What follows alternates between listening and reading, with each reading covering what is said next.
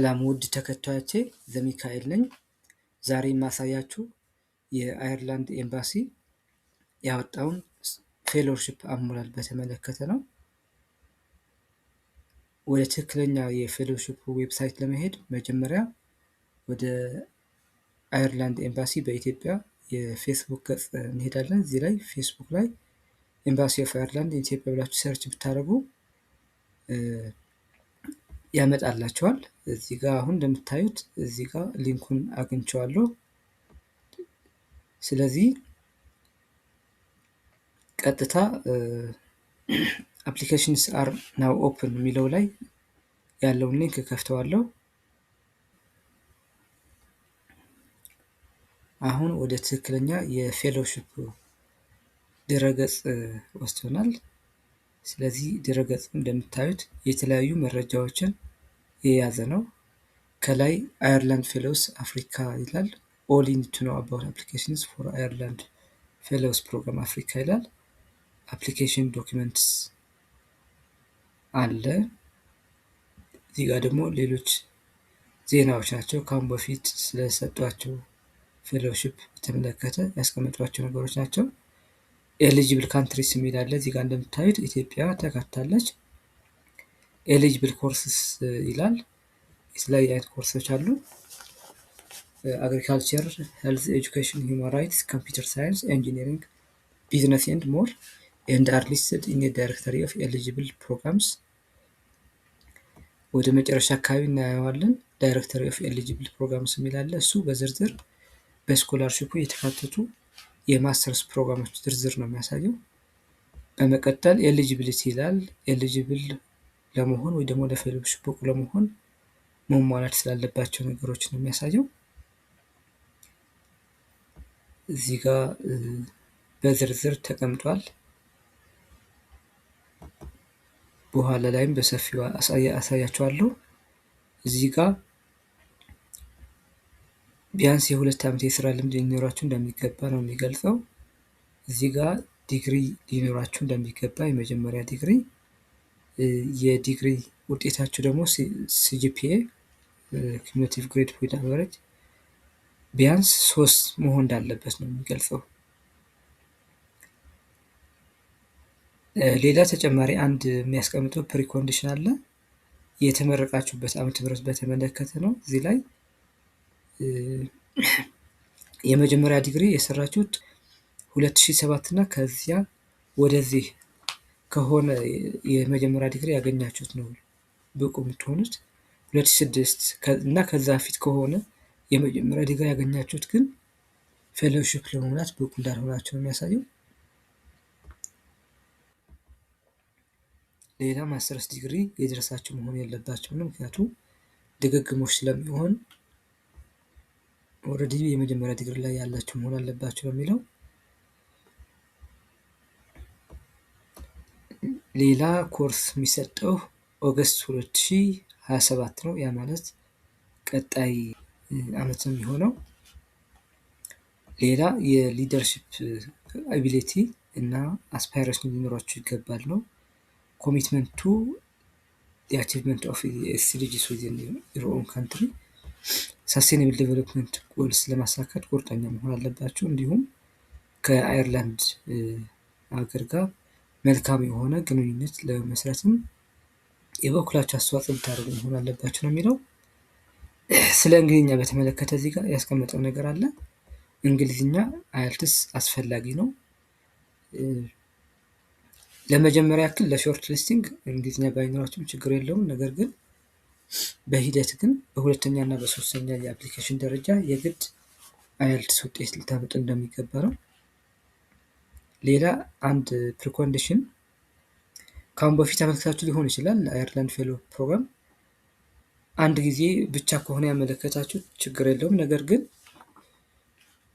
ከአንድ ጊዜ በላይ ከሆነ ያመለከታችሁት ግን አሁን ደግማችሁ ለማመልከት ብቁ እንዳሌላችሁ ነው የሚገልጸው። ሌላ ስለ ሌሎች ሀገሮች ፕሪኮንዲሽን እዚህ ጋር ተቀምጧል። ብዙም ለኢትዮጵያውያን አስፈላጊ አይደለም። አፕሊኬሽን በተመለከተ ፕሊስ ሪድ ዘ አፕሊካንት ጋይዳንስ ኖት carefully before completing as eligibility criteria may differ from country to country ይላል። application process consists of 3 stages። እዚህ ጋር ማወቅ ያለባችሁ ምንድን ነው የማመልከት ሂደቱ 3 ደረጃዎች አሉት። የመጀመሪያ ፕሪሊሚነሪ አፕሊኬሽን ነው።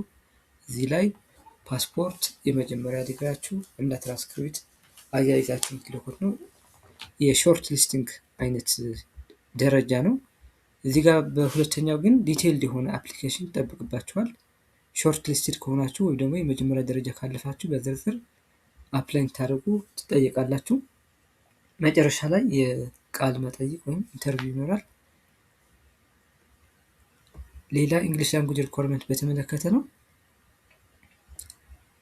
ያው የአይሪሽ ዩኒቨርሲቲዎች አይልትስ ይጠይቃሉ። እዚህ ላይ የመጀመሪያ ደረጃ ካለፋችሁ ወደ ሁለተኛ ደረጃ አፕላይ ስታደርጉ የእንግሊዝኛ ቋንቋ ፈተና ውጤት ማሳየት እንዳለባችሁ ነው የሚገልጸው።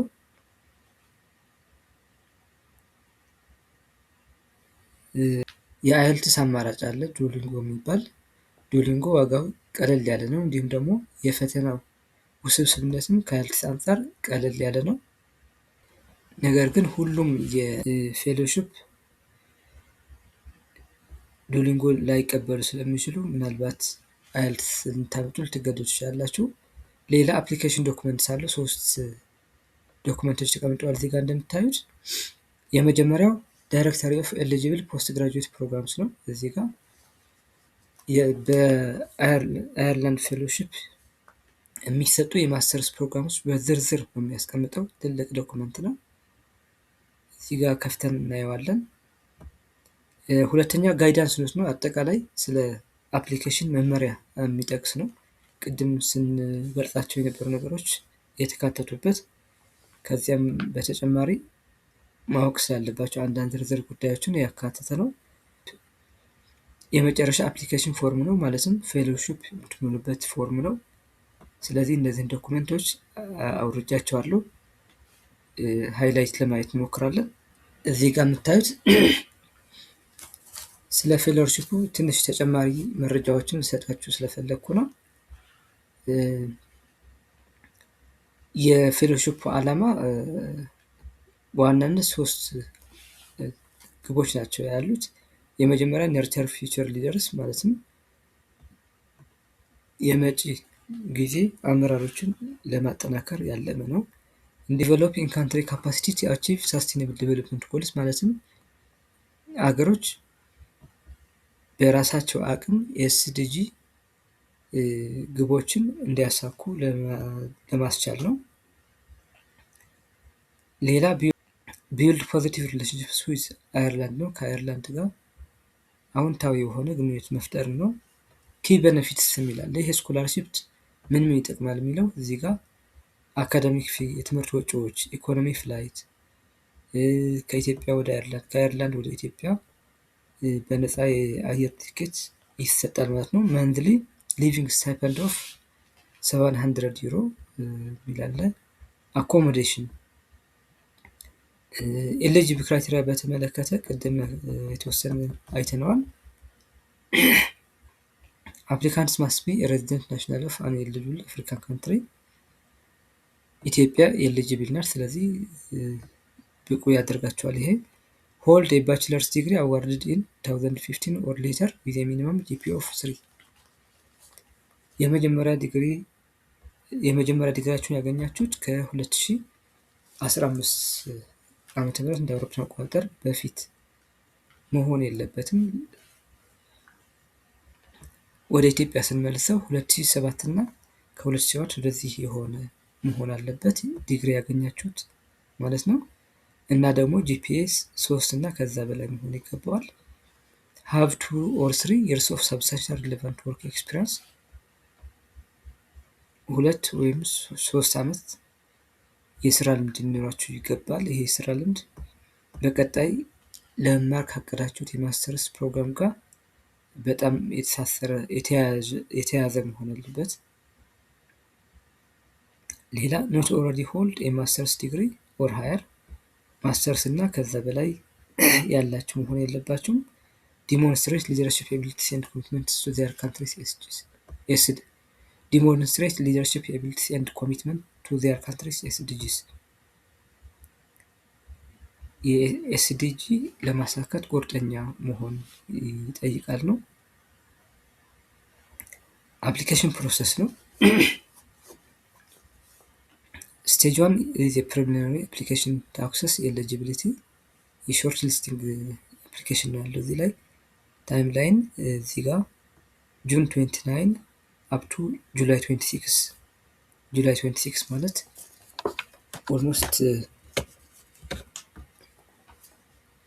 12 ቀን አካባቢ ብቻ ነው የሚቀረው ማለት ነው ሊዘጋ።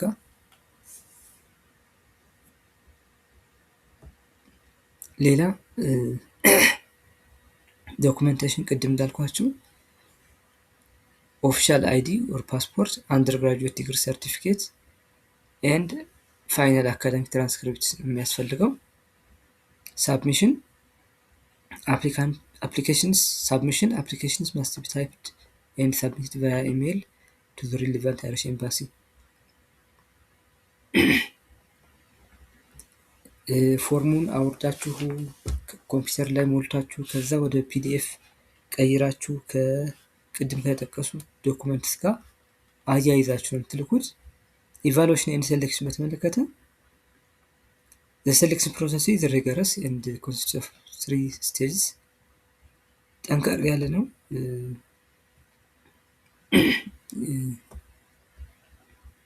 የምዘናው ሁኔታ የግምገማ ሁኔታ ስቴጅ 1 ፕሪሊሚናሪ ስክሪኒንግ ነው። እዚህ ጋር አይልትስ ባይኖራችሁም ችግር የለውም። ስቴጅ 2 ዲቴይልድ አፕሊኬሽን ነው። ሪኳየሪንግ ሪፈረንስስ ሲቪ ኤንድ ፐርሰናል ፎቶ። እዚህ ጋር የምትጨምሩት ምንድን ነው? ሲቪ ታመጣላችሁ፣ ሪፈረንስ የሚሆኗችሁ ሰዎችን ትጽፋላችሁ፣ እንዲሁም ፎቶዎችን ታያይዛላችሁ። ስቴጅ 3 ኢንተርቪው አለው። መቼ ይከናወናሉ የሚለው እዚህ ጋር ተጠቅሷል። ክሪቲካል አፕሊኬሽን ጋይድላይንስ ፕሮግራም ቾይስ አፕሊካንትስ ማስት አይደንቲፋይ ሪሌቫንት ማስተር ፕሮግራምስ ፍሮም ዲ ዳይሬክተሪ ኦፍ ኤሊጂብል ፕሮግራምስ። ቅድም ዳይሬክተሪ አለ ብለናል። ከዛ ውስጥ 3 ሪሌቫንት የሆኑ ፕሮግራሞችን ትመርጣላችሁ። ፐርሰናል ስቴትመንትስ applicants must provide 3 150 word statements explaining how their chosen studies will support their career, their country's SDGs and links with Ireland. ያለ ኢሴ ኩዌሽን አለ። ለነዛ ኢሴ ኩዌሽንስ በአግባቡ ምላሽ መስጠት ይገባል። ወርድ ሊሚት አለው፣ እሱ በኋላ ላይ የምታዩት ይሆናል። authenticity applications must be personal and in the applicant's authentic voice. The use of AI generated content or plagiarism is strictly prohibited. እዚህ ጋር ምንድነው ፕላጂያሪዝም እንደማይፈቀድ ነው። ሌላ አንድ ማወቅ ያለባችሁ ምንድነው የግሬዲንግ ሲስተም በተመለከተ ነው። በአየርላንድ፣ ዩናይትድ ኪንግደም እንዲሁም አንዳንድ ኮመንዌልዝ ካንትሪስ የኦነርስ ዲግሪ ግሬዲንግ ሲስተም ይጠቀማሉ። እሱ ማለት ምንድነው 1 to 1 to 2 ሰርድ የሚሉት ግሬዲንግ ሲስተም አላቸው። ይሄኛው የሚጠቀሙት ኦነርስ ባችለር ዲግሪ ላይ ነው። እዚህ ጋር ኦነርስ ዲግሪ ከኦርዲናሪ ዲግሪ ይለያል። ዲግሪ ክላሲፊኬሽን ለማየት ሞክሬ ነበር። እዚህ ጋር ምንድነው ወደ 5 የሚሆኑ ክላሲፊኬሽን አሉ። የመጀመሪያው ፈርስት ክላስ ነው። ሁለተኛው አፐር ሰከንድ ክላስ ነው። ሶስተኛው ሎወር ሰከንድ ክላስ ነው። አራተኛ ሰርድ ክላስ፣ አምስተኛው ኦርዲናሪ ዲግሪ ነው። እዚህ ጋር ስም አላቸው። ኤክሰለንት፣ ቬሪ ጉድ፣ ጉድ፣ ሳቲስፋክተሪ ነው ኦነርስ ነው የሚባሉት። የመጨረሻ ብቻ ነው ኦነር ዲግሪ የማይባለው። ከዛ አፕሮክሲሜት ጂፒኤ ኢኩቫለንት ስናወጣለት ፈረስት ክላስ የሚባለው ከ3.7 እስከ 4 ባለው ደረጃ ነው። አፐር ሰከንድ ክላስ የሚባለው ከ3.3 እስከ 3.7 አካባቢ ነው። ሎወር ሰከንድ ክላስ ኦነርስ የሚባለው ከ2.7 እስከ 3.2 ድረስ ያለ ነው። ለዚህ ፌሎሺፕ ሚኒማም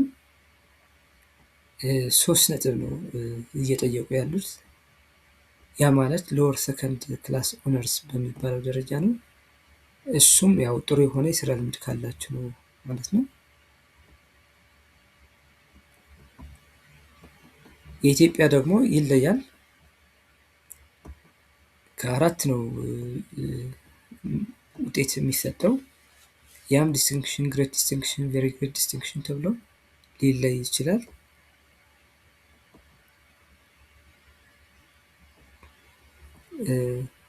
ሌላ ስታመለክቱ ዩኒቨርሲቲያችሁ የሚከተለውን የግሬዲንግ ሲስተም አይነት መግለጽ ይኖርባቸዋል።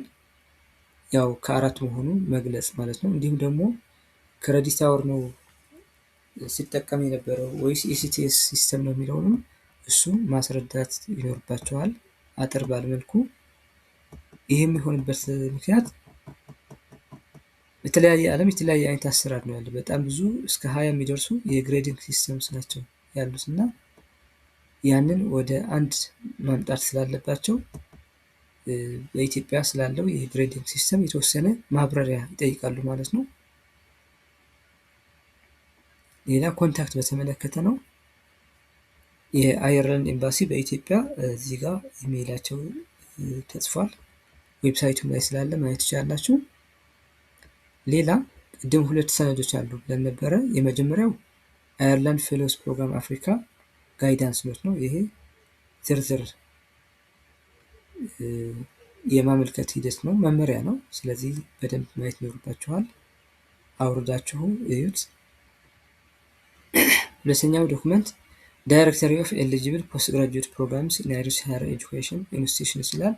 ይሄ ማለት አጠቃላይ በአየርላንድ ፌሎሺፕ የሚሰጡ የማስተርስ ዲግሪዎች ወይ ደግሞ ፕሮግራሞች በተመለከተ ነው። እዚህ ጋር በዝርዝር ማየት ይኖርባችኋል።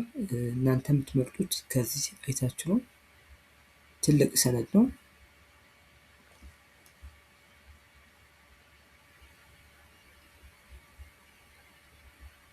ስለዚህ እሱንም አውርዳችሁ በደንብ እንድታዩት እመክራለሁ። ፕሮግራም ስትመርጡ ከአሁን በፊት ከተማራችሁት ትምህርት ጋር እንዲሁም ደግሞ አሁን እየሰራችሁት ካለው ስራ በጣም ተቀራራቢ መሆን ይገባዋል። ያ ሲሆን ፌሎሺፕ የማግኘት እድላችሁን ይጨምረዋል። ሌላ የምናየው የአየርላንድ ፌሎስ አፍሪካ አፕሊኬሽን ፎርም ነው። እዚህ ጋር እንደምታዩት ቅጹ ወደ 6 ገጾች አሉት። ይሄኛውንም በደንብ ማየት ይጠይቃል። ብዙም የሚጠይቃቸው ዶክመንቶች እዚህ ጋር የሉም። ማሟላት ያለባችሁ ፓስፖርት፣ ዲግሪ እና ትራንስክሪፕት ነው። ምክንያቱ ይሄ የአፕሊኬሽን ሂደት የመጀመሪያ ደረጃ ፕሪሊሚናሪ ወይ ደግሞ የሾርት ሊስቲንግ ስቴጅ ስለሆነ ማለት ነው። ነገር ግን እያንዳንዷ ጽሁፍ እያንዳንዷን መስመር አንብባችሁ በደንብ ተረድታችሁ መሙላት ይኖርባችኋል። ጥንቃቄ ያስፈልገዋል።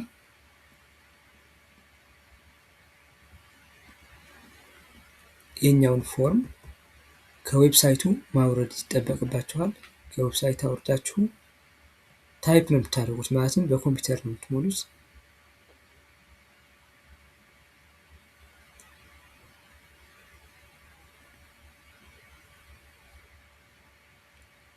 ስለዚህ አሞላሉ ከባድ አይደለም። የአየርላንድ ፌሎሺፕ አሞላል ከባድ የሚባል አይደለም። ምናልባት ግን